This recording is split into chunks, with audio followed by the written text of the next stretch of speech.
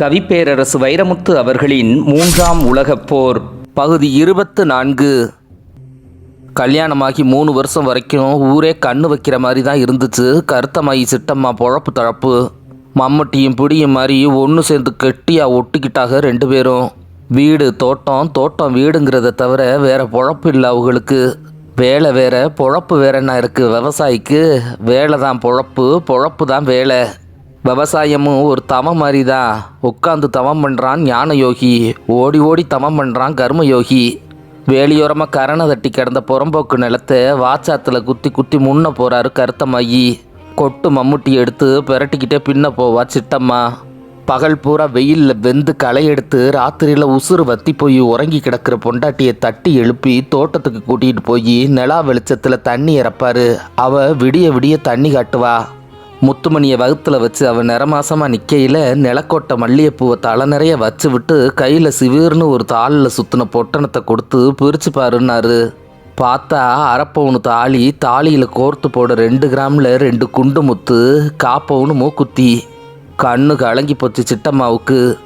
மண்ணு திருடியாத்தா, உன் தாலியில் இருக்கிற மஞ்சக்கிழங்க மாற்றவே 2 வருஷம் ஆச்சு. இது தங்கம் இல்லடி, உன் நெஞ்ச தொட்டுக்கிட்டே இருக்கிற என் விரல். தாலியில் கிடந்த மஞ்சக்கிழங்கு கழத்தி சாமி படத்துக்கு கீழே வச்சுட்டு தங்கத்தை கோர்த்தாரு தாலி கைத்தில். மாமான்னு கத்தி மடார்னு அவர் மடியில் விழுந்தவதான். அவ அழுக இவர் அழுக கட்டி பிடிச்சி அழுது குமிக்குதுக 2 சீவனும். புள்ளத்தாச்சு கண்ணீர் விடக்கூடாதுன்னு சொல்லுவாகடி. நீ சந்தோஷத்தில் தான் அழுகிறவ. அழு, நல்லா அழு, ஆசதீர அழு. இப்படி கண்ணீர் கூட இனிச்சு கிடந்தது ஒரு காலம். எல்லாம் கிழங்குராணி அந்த ஊருக்கு வாழா வெட்டியாக வந்து சேர்ற வரைக்கும் தான். கிழங்குராணி மாதிரி ஒரு பிறவியை யாரும் பார்த்துருக்க மாட்டிய. பார்த்துருந்தா கடவாயில் பால் ஊறுற வரைக்கும் கண்ணை விட்டு போகாதவ ரூபம். கொஞ்சம் எக்கி நின்னா 6 அடி இருப்பாவ. பின்னி வச்ச சடை பின்முதுகு தாண்டி பிட்டத்து பள்ளத்தில் இறங்கி கெண்டைக்காலில் உரசி குதிகாலத்தோட இன்னும் கொஞ்சம் வசதி இல்லையேன்னு வருத்தப்படும்.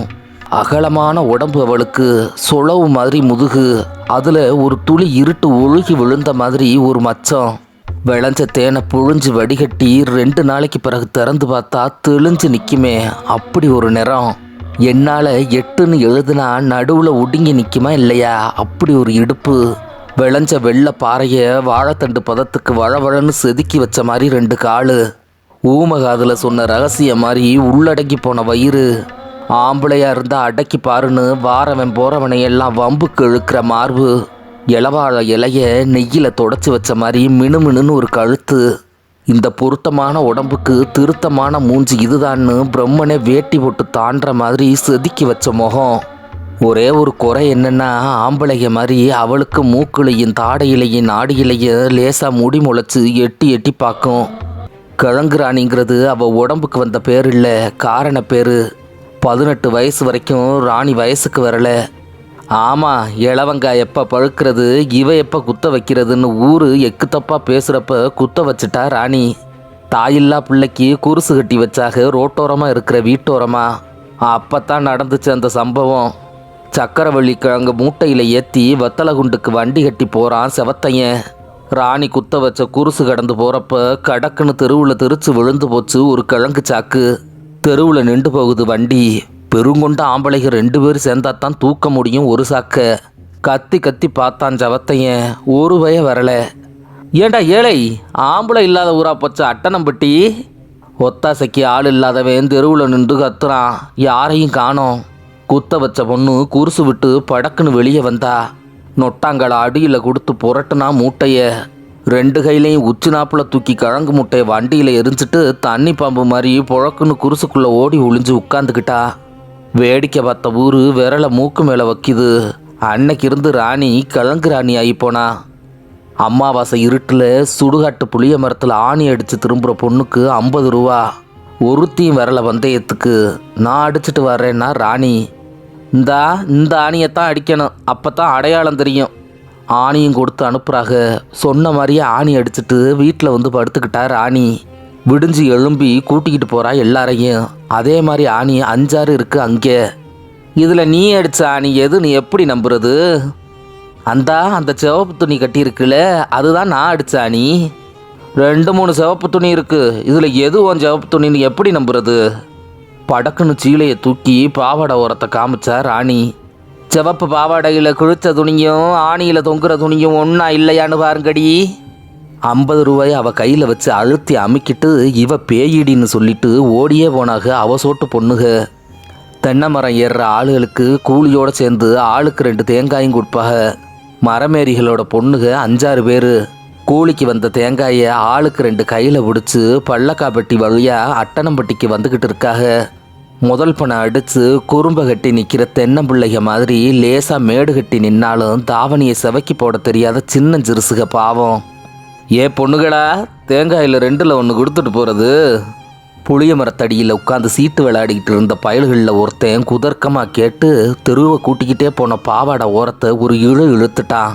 அழுது வந்த பொண்ணுக கிழங்குராணிக்கிட்ட வந்து கண்ணை கசக்குச்சுக. நிறுத்துங்கடி, ஆள் எவன் மட்டும் அடையாளம் கட்டுக்கடி. அடுப்பில் களி கிண்டிக்கிட்டு இருந்த துடுப்பை உருவி சீலையில் தொடச்சிக்கிட்டு நடந்துட்டார் ரோட்டு வழி. சீட்டு விளையாடிக்கிட்டு இருந்தவன் முதுகில் துடுப்பு எடுத்து போட்டான்னு ஆளு போடு, சும்மா மொத்துன்னு விழுகுது. களி துடுப்பில் அடித்தா ஒரு சொட்டு ரத்தம் ஒழுகாது, ஆனால் பட்டையாக வீங்கி போயிடும்.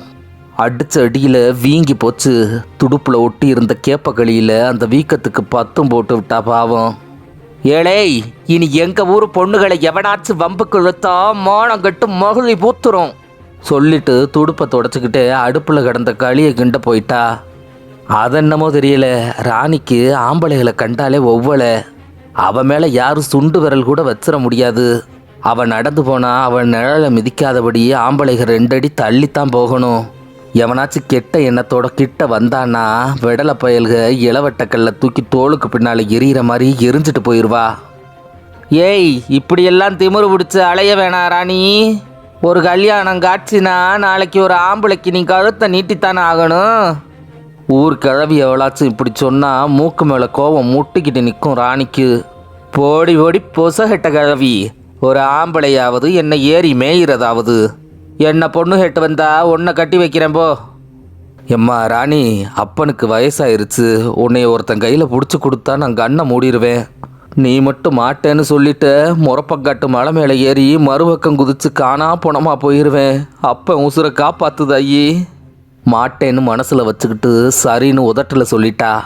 சோழவந்தானில் கட்டி கொடுத்தாக ராணியை. அலங்காநல்லூர் சல்லிக்கட்டில் மாடு பிடிக்கிறவன் தான் மாப்பிள்ளை. பேர் கொம்புராமே. 7 நாளில் அவனை தூக்கி எரிஞ்சிட்டு ஊருக்கு ஓடி வந்துட்டா ராணி. அலங்காநல்லூர் காளையை அடக்குனவனுக்கு அட்டனம்பட்டி பசுவை அடக்க முடியல பாவம். ஏண்டா பொம்பளையை அடக்க முடியாத பொண்டுகனா நீயே அப்படின்னு ஊரே அவனை காரி துப்புது. வாழா வெட்டியாக வந்தவ ஒரு கவலையும் இல்லாமல் ஊர் சுற்றிக்கிட்டு திரியிறா. பொம்பளை பிள்ளைங்க கூட தோப்பு துறவுக்கு போகிறது, ஆம்பளைகளை லந்துரகளை பண்ணுறதுமா போகுது அவள் பொழுது. யாரை வம்புக்கு இழுத்தாலும் அவள் தான் சகிக்கணும், அதுதான் அவளுக்கு ஒரே குறி. ஒரு நாளைக்கு ஒரு ஆம்பளையாவது அவகிட்ட மூக்கு அறுவடாமல் போகிறதில்ல. கடைசியாக மாட்டினவர் கருத்தமாகி. மத்தியான வெயிலில் வத்தி போன கிணத்துல கருத்தமாகி தண்ணி இறைச்சிக்கிட்டு இருக்கப்ப சேரும் சகதியுமாக சாலோட வந்துருச்சு 2 3 விரால் மீனுக. மத்தியானம் கஞ்சி கொண்டு வரேன்னா சிட்டம்மா. அதுக்கு முன்னே விரால் மீனை கொண்டு போய் வீட்டில் கொடுத்துடணும்னு கமலையை கழத்தி விட்டாரு. விளைஞ்ச கோரையை எடுத்து செவிலுக்குள்ள குத்தி கோர்த்து விரால் மீனில் கைப்படாமல் கோரையில் மட்டும் விரலை கோர்த்து கொண்டு போகிறாரு வீட்டுக்கு. புளியந்தொப்பு வக்க படப்பில் கண்ணு குட்டிக்கு வக்க உருவிக்கிட்டு இருந்தா கிழங்குராணி. வாய் நிறைய வெத்தலை போட்டு கதன்னு மென்னுக்கிட்டு இருக்கா. வழியோட போகிற ஆளை இப்போ வம்புக்கு இழுக்கிறா. மாமு, என்னது அது கையில் பிடிச்சிக்கிட்டு போகிறது? மீன். ஊர்ன வெத்தில் எச்சிய ஓரமாக துப்பிக்கிட்டு கேட்குறா. விரல் படாமல் விரால் மீன் கொண்டு போகிற மாமு, நாக்கு படாமல் என் நாக்கில் வெத்தலை எடுப்பீங்களா? வேணாமுடி ஆத்தா, உன் விவகாரத்துக்கு நான் வரலை. தோற்று போனேன்னு சொல்லு, உன்னைய விட்டுடுறேன். ஆமாண்டி அம்மா, தோற்று தான் போனேன். பொட்டச்சிக்கிட்ட தோற்று போன ஆளுக்கு வெட்டருவா மீசை எதுக்கு? எனக்கு ஒரு சந்தேகமாக இருக்குது. என்ன சந்தேகம்? சிட்டம்மா வெத்த புள்ள உனக்கு தான் பிறந்ததான்னு. சுருக்குன்னு சுற்றுச்சு கருத்தமாய்க்கு. இவ திமிரு அடக்காமல் போகிறதா? சொல்லுடி சுரட்ட சிரிக்கி, என்னடி உன் பந்தயம்? அப்படி வா வழிக்கு. நான் போட்ட வெத்தலையை நான் திரட்டி வைப்பேன் என் உள்நாக்கில். என் நாக்கில் உன் நாக்கு படாமல் உன் நாக்கில் நீ எடுக்கணும். வக்கப்படப்புல அவளை சாய்ச்சிக்கிட்டு அவளை மிசுங்க விடாம 2 பக்கமும் 2 கையை வச்சு அணவு கட்டிக்கிட்டு அவ நாக்கில் திரட்டி வச்ச வெத்தலை உருண்டைய தாம் வாய்க்கு இடமாத்துற வேலையை கண்ணும் கருத்துமா செஞ்சுக்கிட்டு இருக்காரு கருத்தமாயி. நாக்கில் நாக்குப்படாம நுனி நாக்கில் தள்ளி வராரு வெத்தலை உருண்டைய. இந்தா வருது வருது வந்துருச்சு. கடைசியாக ஒரு தள்ளுனா அது அவ வாயை விட்டு இவர் வாய்க்கு வந்து விழுந்துரும். வெளியே வந்து விழுகிற வெத்தலையை தானாக்கில் ஏந்துறதுக்கு பயந்து பந்தோபஸ்து பண்ணிக்கிட்டு இருக்காரு. இந்த கழுதை கடைசியாக நாக்கை உள்ளே இழுக்காமல் இருக்கணுமே. அதை பேசவும் முடியாது. இப்போ உன்னை செஞ்சுட்டு வச்சுக்கிறேன்டி. நாக்கு நுனி கடைசி தள்ளுறப்ப தடார்னு ஒரு சத்தம் கேட்குது. இடுப்பில் இருந்த பிள்ளைய தரையில் இறக்கி தள்ளிட்டு படார்னு கஞ்சு சட்டியை கல்லு மேலே வீசிட்டு பேய் இறங்கி ஆடுற பொம்பளையா வெறி எடுத்து நிற்கிறா சிட்டம்மா. ஏண்டி எடுபட்ட சிரிக்கி, எத்தனை நாளாக நடக்குது இந்த கூத்து? இதுக்காகத்தான் கட்டுன புருஷனை விட்டுட்டு கள்ள புருஷனை தேடி வந்தியா? நீ விளங்க மாட்டடி, அடிமாண்டு போயிருவ. கருத்தமாயும் கழங்குராணியும் படீர்னு விலகி பேச்சு வராமல் பித்து பிடிச்சி நிற்கிறாங்க. ஐயா, என் புருஷா, உன்னை ஏகபத்தினி ராமன்னு நினைச்சேன் பாரு. என் புத்தியை செருப்பால் அடிக்கணும். ஏ சிட்டம்மா, என்னை பேச விடு. பேசாதையா பேசாதே. உனக்குத்தான் நான் புள்ள பெத்தங்கிறது உண்மையா இருந்தா என் சீவன் அத்து சென்மம் முடிகிற வரைக்கும் பேசாதே. நானும் உன் கூட பேச மாட்டேன். தரையில் கிடந்த விரால் மீனை ஒரு கையில் பிடிச்சிக்கிட்டு கல் மேலே சிந்தி இருந்த பருக்கையை புறுக்கி திண்டுக்கிட்டு இருந்த சின்ன பையன் முத்துமணியை ஓங்கி முதுகில் அடித்து இழுத்து இடுப்பில் வச்சு புறப்பட்டு போயிட்டா.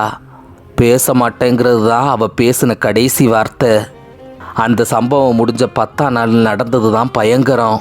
உள்ளூரில் ஏச்சு பேச்சு பொறுக்க முடியாத கொம்புராம 2 முரட்டு திருநங்கைகளை கூட்டிக்கிட்டு ஒரு ராத்திரியில் அட்டனம்பட்டிக்குள்ளே புகுந்து பொண்டாட்டி வீட்டு கதவை தட்டுனா. அவள் கதவை திறந்ததும் பொசுக்குன்னு புகுந்துட்டாக 3 பேரும். அப்பனை தூக்கி திண்ணையில் எரிஞ்சாக. 2 முரட்டு திருநங்கைகளும் கிழங்குராணி கையையும் காலையும் அமுக்கி மிசுங்க விடாமல் இறுக்கி பிடிச்சது மட்டும்தான் தெரியும். அப்புறம் சாத்திருச்சு கதவு. விடிஞ்சு திறந்து பார்த்தா தன் நீளமான கூந்தல் முடியில தாங்கழுத்தில் தானே சுற்றி தூக்கில் தொங்குறா கிழங்குராணி. புருஷன் இங்கே எடுத்துட்டான்னு போனமா போயிட்டா பாவி மக. ஊரே வேடிக்கை பார்க்குது. ஒரு ஆளும் இறந்து போனவளை இறக்கலை. கடைசியாக ஓடி வந்தார் கருத்தமாயி. வெத்தலை விளையாட்டு காமிச்ச நாக்கும் அவளை மாதிரியே தொங்கிக்கிட்டு இருக்கு. கருத்தமாயி ஒருத்தராக பணத்தை இறக்குறாரு. அவர் தான் எரிக்கவும் எரிச்சாரு. சிட்டம்மாவுக்கு இருந்த அறகுறை சந்தேகமும் அதில் தீந்துருச்சு. இந்த ஆள் அவளை வச்சுக்கிறாம இருந்தா இந்த சாங்கியம் பண்ணியிருப்பாரா? முடிச்சில் தண்ணி விழுந்த மாதிரி அவள் முடிவு இறுகி போச்சு. இன்னைக்கு வரைக்கும் பேசலை. சொல்லி முடித்த சின்ன பாண்டியின் கண்ணில் ஒரு மெல்லிய நீர்ப்படலம் நின்றது. தப்பான முடிவிலும் ஒருத்தி தாம்பத்தியம் காத்து நிற்பதும், தண்டிக்கப்பட்டாலும் ஒருவன் சத்தியம் தாங்கி நிற்பதும் இந்த மண்ணுக்கே உரிய உயிர்கூறுகளா? சகிப்புத்தன்மையே உன் பெயர்தான் இந்தியாவா? நீடித்த நிலைப்பாடே உன் பெயர்தான் இந்திய பெண்ணா? எமிலியின் உதடுகள் முணுமுணுத்தன. இப்போது புரிந்து கொண்டால் அவள் வளர்த்த ஆடு மாடு கோழிகள் வெறும் பிராணிகள் அல்ல, தாம்பத்திய வாழ்வின் ஊடகங்கள்.